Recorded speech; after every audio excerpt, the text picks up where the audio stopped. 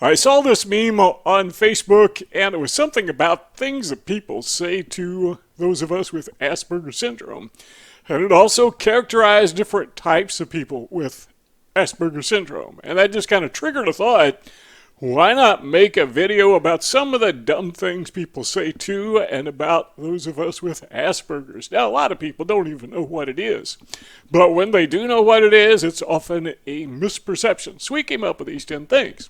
Now, because I tend to talk a lot when I'm on video, we broke them down into 3 different videos. Otherwise, we'd be here forever. Now, we've got 3 of them today. I'll have 3 more tomorrow, maybe 4, and then we'll make a 3rd video. But number 1 is this.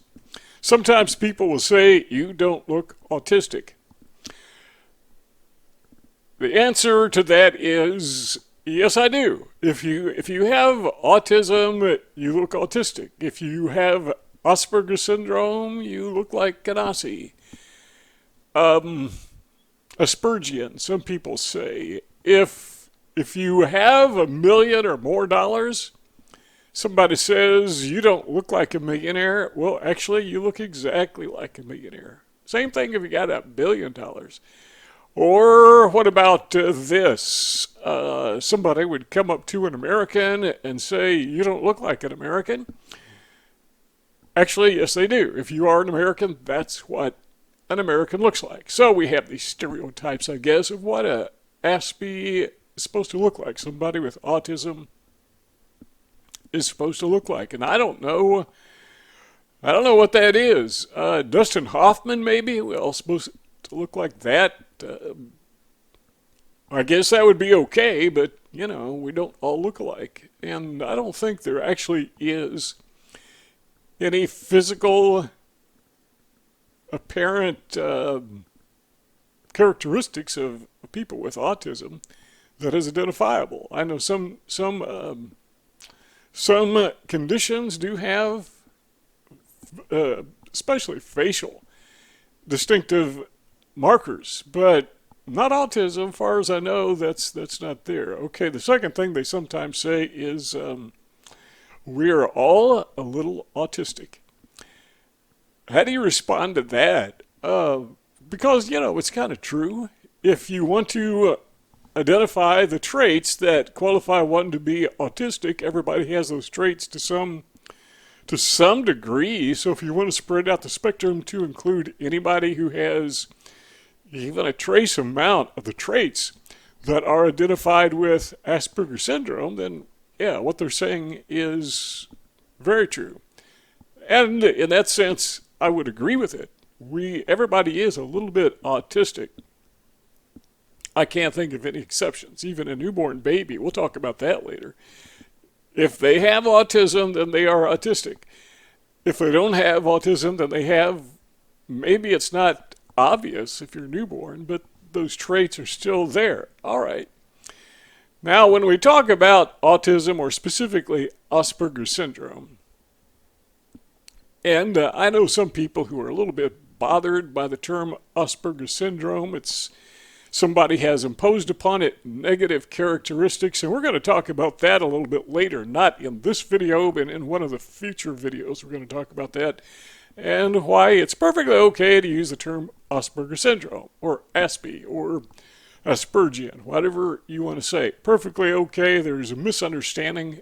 We'll talk about that later. Number 2, you know, we're all a little autistic. We're all a little bit on the spectrum. We all have Asperger syndrome to some degree or another. Well, we need to understand that there is a book. Most people who are into this are aware of it.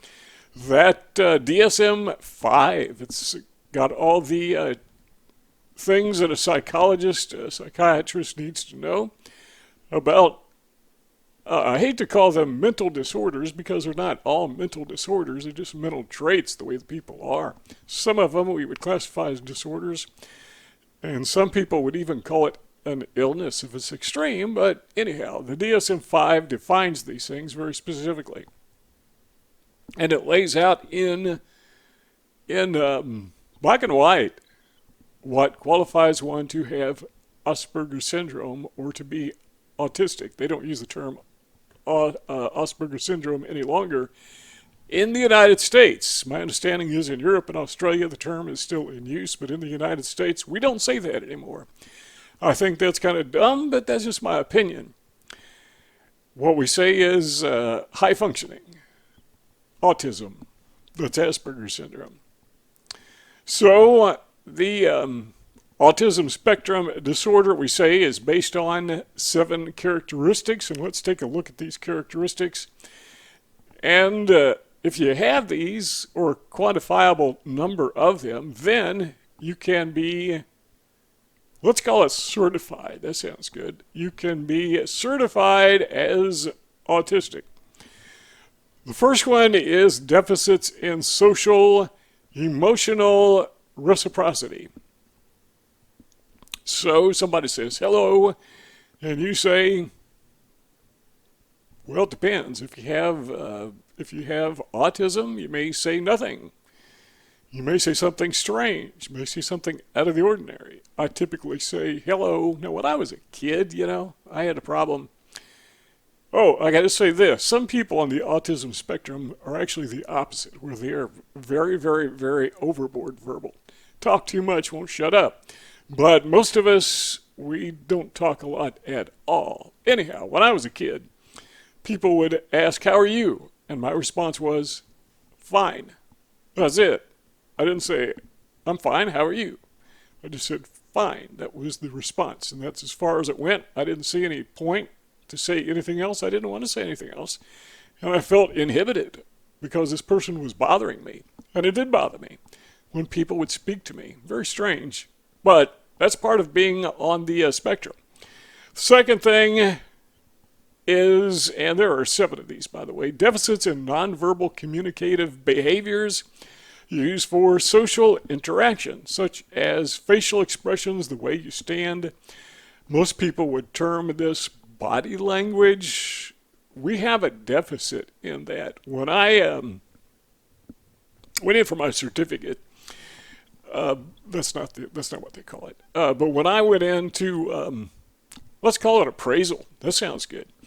But when I went in and talked to the therapist for a diagnosis, which is what they call it, one of the things she did was she would try to read things about me. And I didn't even know she was doing this till after it was all done and said, and she gave me the report. But her conclusion was that I didn't have expression. I presented myself in such a way that I had very little expression. I call it a poker face, but that is nonverbal communicative behaviors. Most people will respond to, if somebody's trying to be funny, you kind of smile, laugh, unless you're mad at them, then you don't. But if somebody is very sad, you kind of empathetic toward that behavior, and you'll express that, you will mirror it. And people with Asperger syndrome, with autism, are less likely to do that. Sometimes they don't do it at all because we speak a different language. You're saying something in, say, Russian, and I don't speak Russian, so I'm not going to respond to it. If you say, how are you in Russian, I don't know what you're saying, so I can't respond. It's not quite exactly like that, but that's a good analogy, I think. Deficits in developing, maintaining, and understanding relationships. We're going to do a whole video on these 7 things, though. But having friends, a lot of people have a lot of friends. Some people have a few friends, a circle of friends, close friends. When you have Asperger syndrome, you may have 1 or 2 close friends at the most. Typically, people with Asperger syndrome, their close relationships will be their immediate family.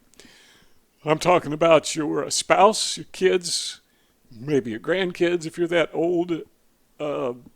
May expand into your cousins and that broader circle of family, but typically not. That's it. You just don't have friends. And I see people, in my neighborhood, and they have friends coming and going all the time, and I'm okay with that. It's just not me. I don't have friends coming and going all the time. Number 4 is stereotyped or repetitive motor movements. like flapping your hands. I tend to rock back and forth. I see people with Asperger syndrome. They do other things. When I was a kid, I used to walk in circles. Odd behavior, but I was thinking. My mind was working. And while it was working, I had to do something. I couldn't just sit there and think, so I got up and moved. The next one is insistence on sameness, inflexible adherence to routines, or ritualized patterns. I can't say that I have that.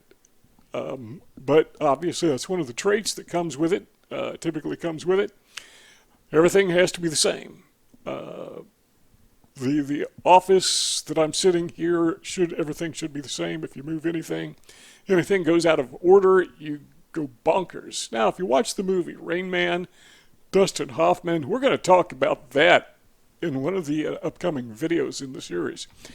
But everything had to be exactly in place. Not so with me, but that is very typical of people with Asperger syndrome. The next one is highly restricted, fixated interests that are abnormal in intensity or focus. That is normally called special interest. Some people use the acronym SI, the shortcut SI for special interest.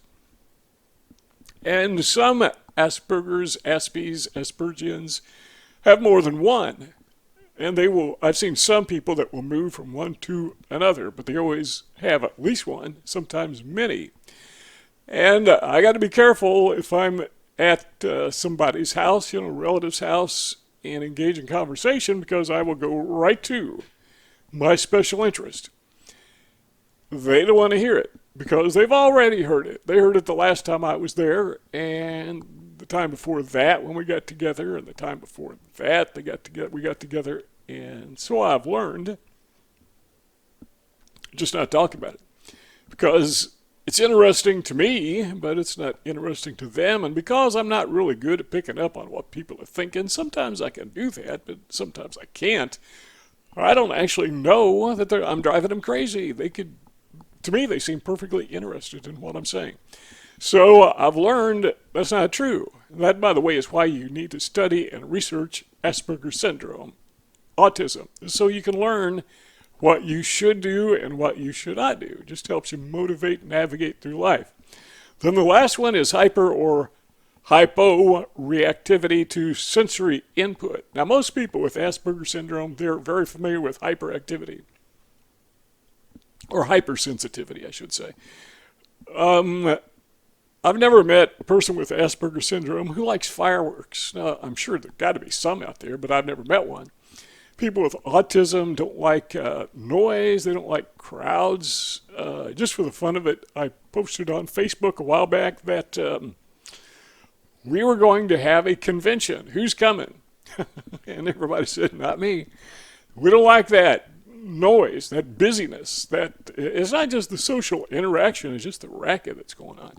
So hyper or hyposensory activity to sensory input.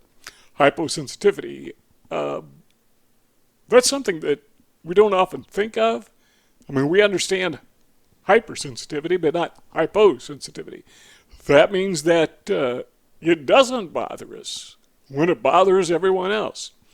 And I think this is most frequently expressed through pain.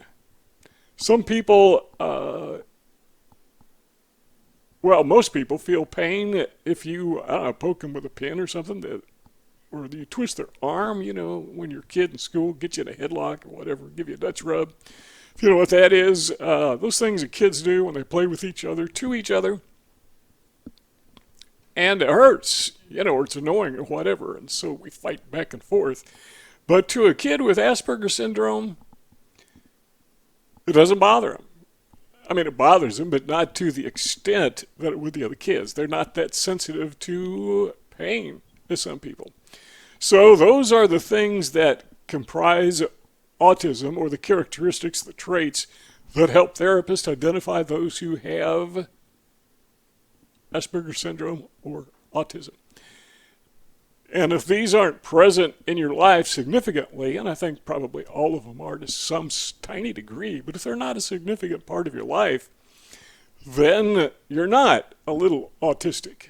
But if you take the broader definition of any trace whatsoever of any of these characteristics, then it's true that everybody's on the spectrum. But I would say in response to that, and no, you were not. Just in that one sense. And then number 3, people will say this: